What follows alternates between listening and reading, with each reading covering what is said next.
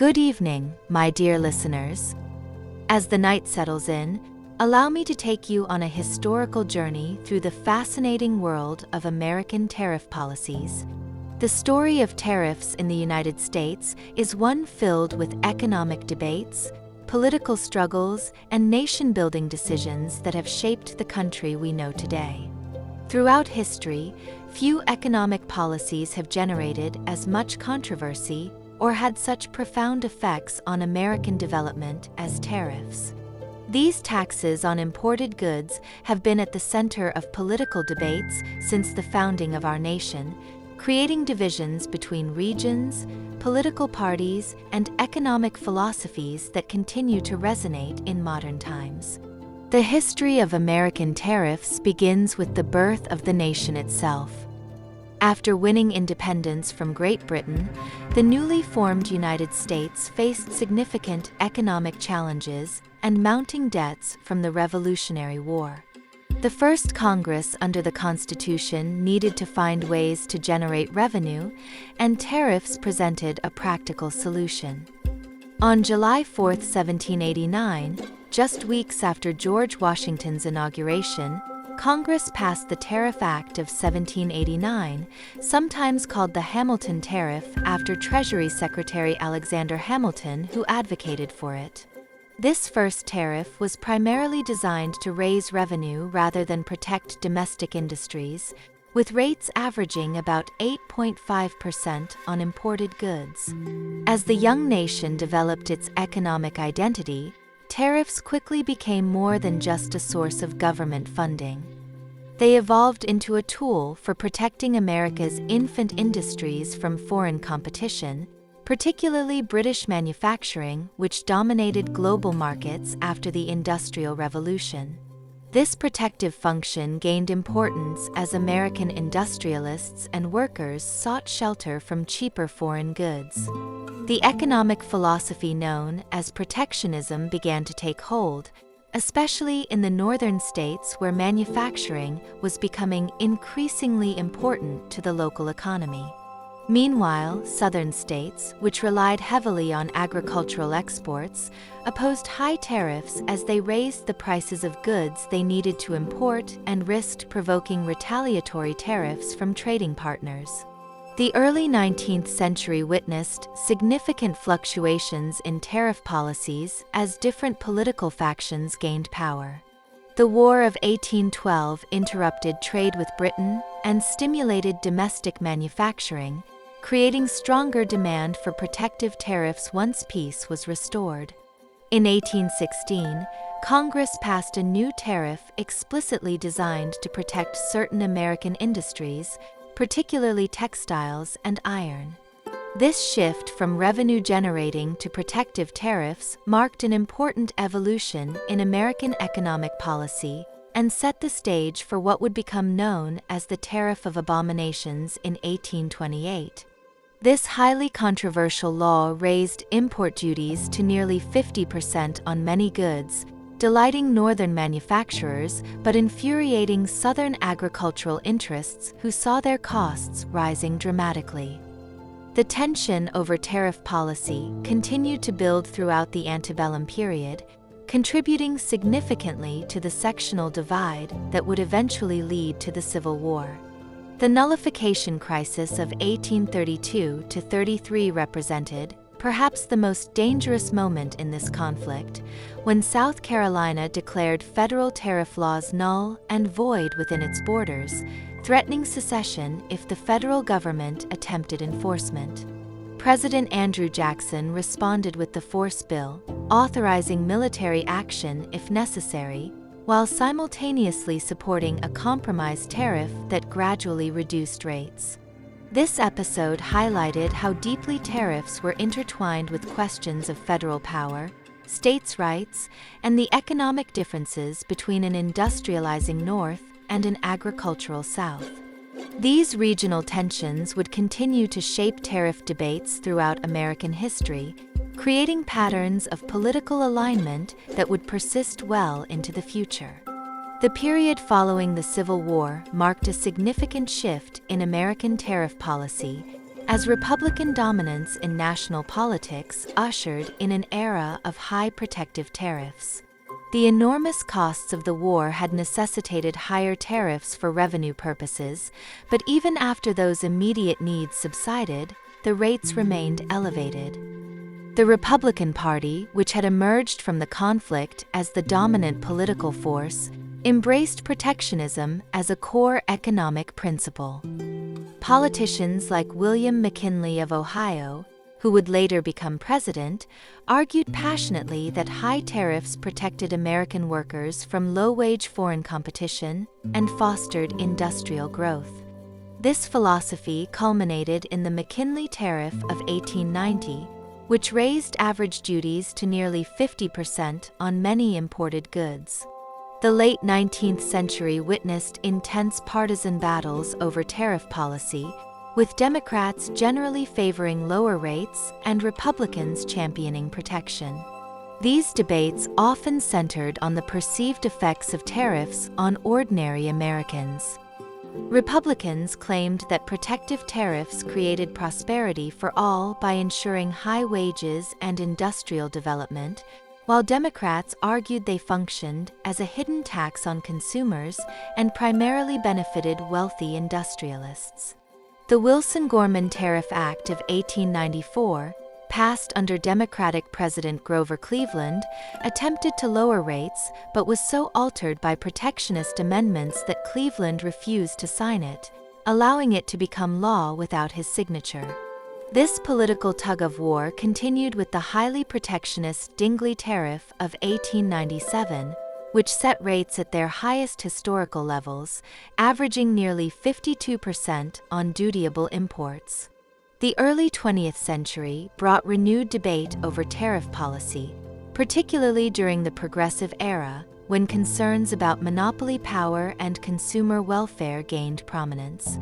President Woodrow Wilson made tariff reduction a centerpiece of his 1912 campaign, arguing that high protective duties fostered monopolistic practices and raised prices for ordinary citizens. The Underwood Tariff of 1913, passed during Wilson's first year in office, substantially reduced import duties and represented a significant victory for the low-tariff forces.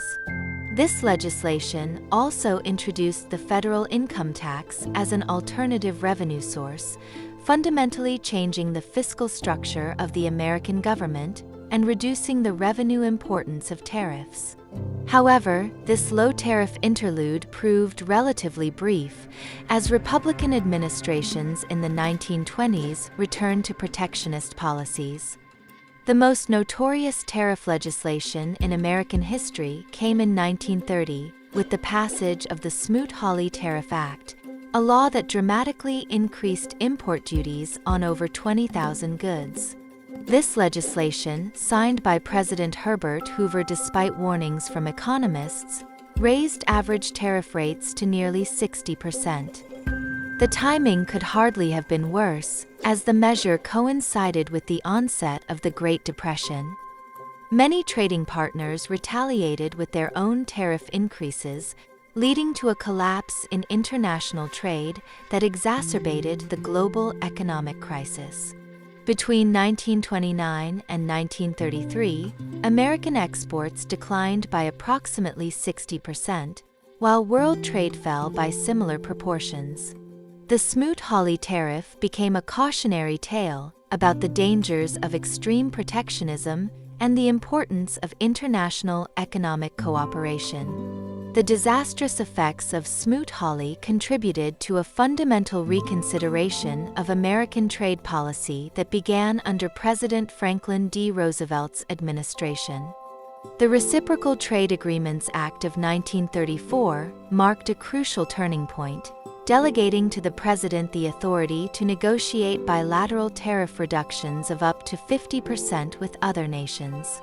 This legislation, championed by Secretary of State Cordell Hull, represented a shift from unilateral protectionism toward a more cooperative international approach.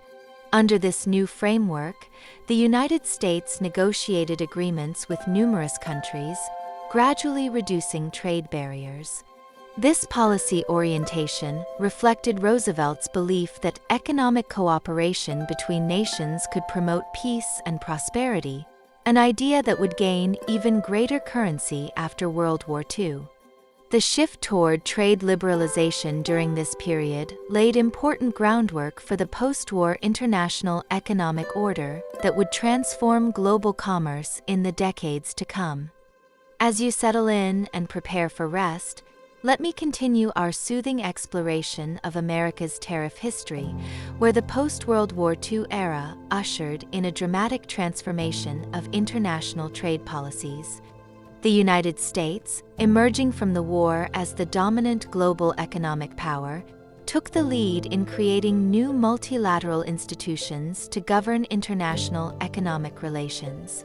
In 1947, America and 22 other nations signed the General Agreement on Tariffs and Trade, commonly known as GATT, establishing rules for international commerce and initiating a process of multilateral tariff reductions.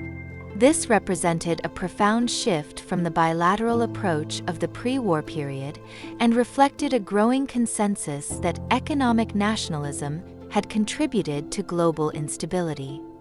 Through successive rounds of negotiations over the following decades, average tariff rates fell dramatically across the industrialized world.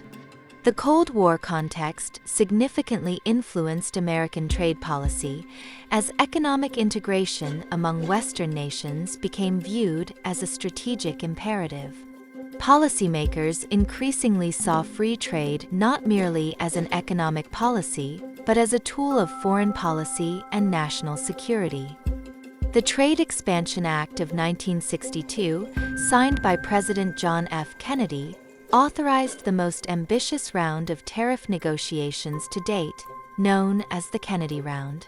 This legislation reflected the view that economic integration could strengthen the Western alliance against Soviet influence.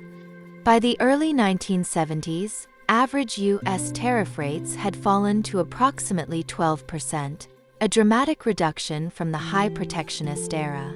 As you drift toward sleep, imagine the profound transition from the high walls of the Smoot-Hawley era to this new world of relatively open borders for goods and services. The late 20th century brought new complexities to American tariff policy, as traditional concerns about import competition were joined by emerging issues like currency manipulation, intellectual property rights, and environmental standards. The rise of Japan as an economic powerhouse in the 1970s and 1980s generated renewed protectionist sentiment in industries facing intense competition, particularly automobiles and electronics. Various forms of managed trade emerged, including voluntary export restraints that limited Japanese shipments to the American market. Meanwhile, the manufacturing sector in many communities began a painful period of decline and adjustment, creating political pressures for protection. Traditional tariffs were increasingly supplemented by non-tariff barriers such as quotas, technical regulations, and anti-dumping duties, which could restrict trade while technically complying with international agreements. As we continue our gentle journey through history, we discover that the creation of the World Trade Organization in 1995 marked another watershed moment in the evolution of American tariff policy. This new institution, replacing the provisional GATT system, established more robust mechanisms for resolving trade disputes and enforcing agreements. The United States was a principal architect of this new system, reflecting the bipartisan consensus that had developed around trade liberalization. However, this consensus began showing significant strain by the late 1990s, as concerns about globalization's effects on American workers gained political traction.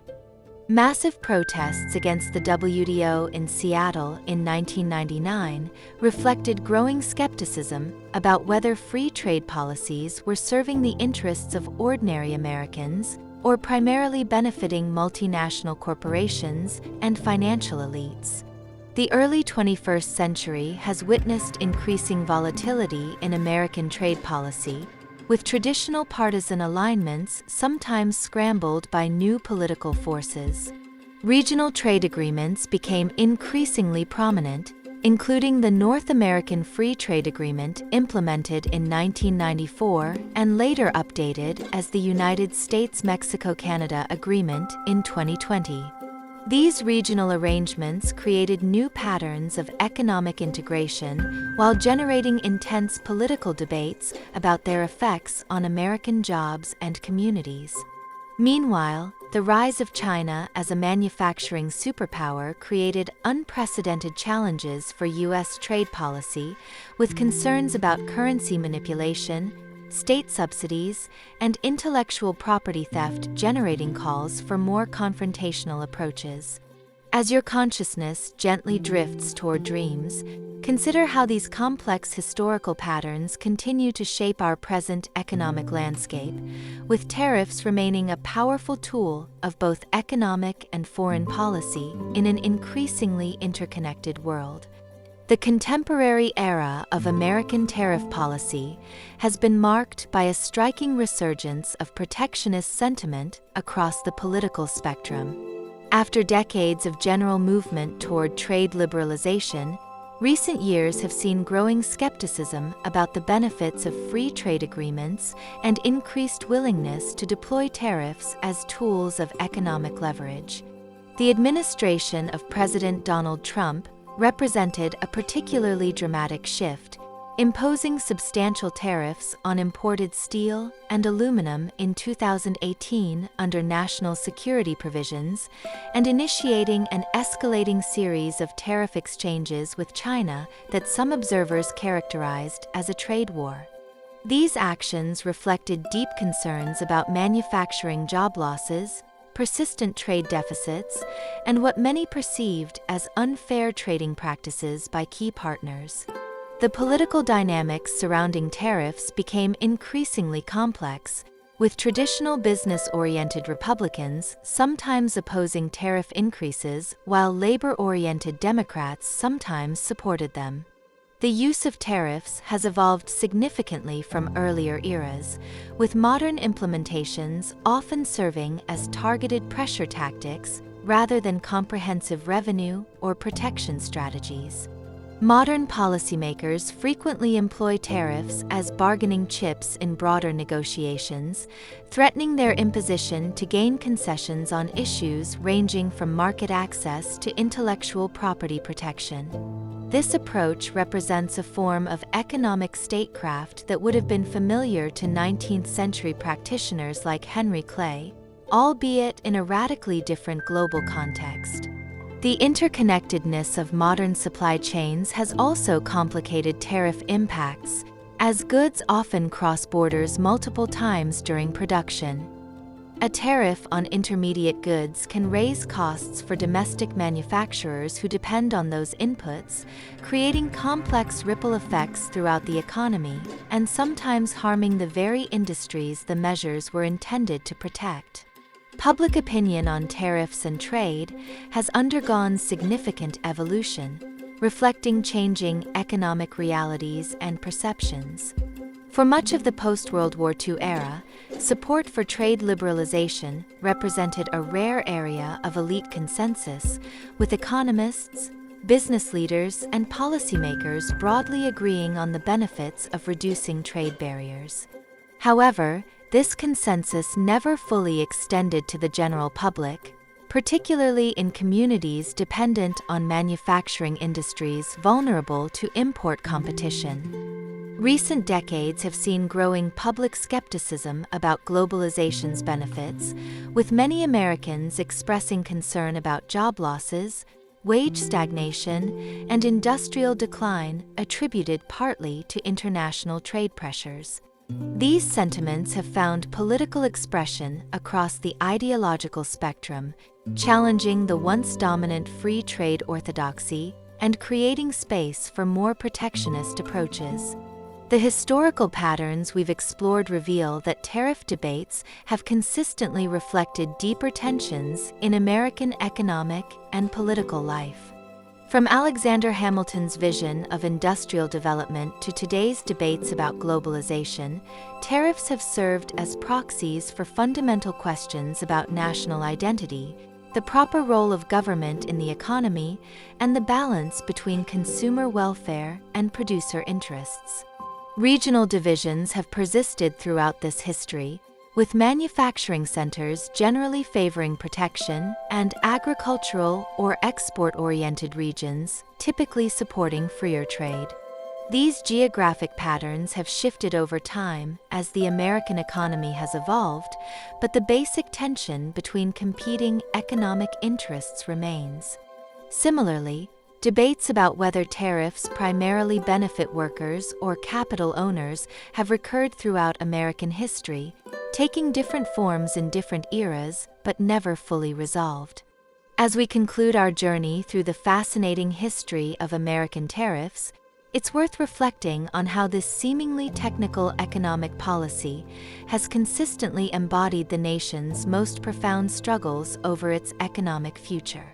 Tariff policy has never been merely about tax rates on imported goods, but about competing visions of American prosperity and identity. The pendulum has swung repeatedly between protectionism and free trade, reflecting shifts in economic conditions, global context, and domestic politics. Today's debates about tariffs and trade continue this long tradition, drawing on arguments and concerns that would have been recognizable to earlier generations. As the United States navigates an increasingly complex global economy, the lessons of this rich history offer valuable perspective on the trade-offs involved in different approaches and the deep interconnections between economic policy and broader social and political concerns.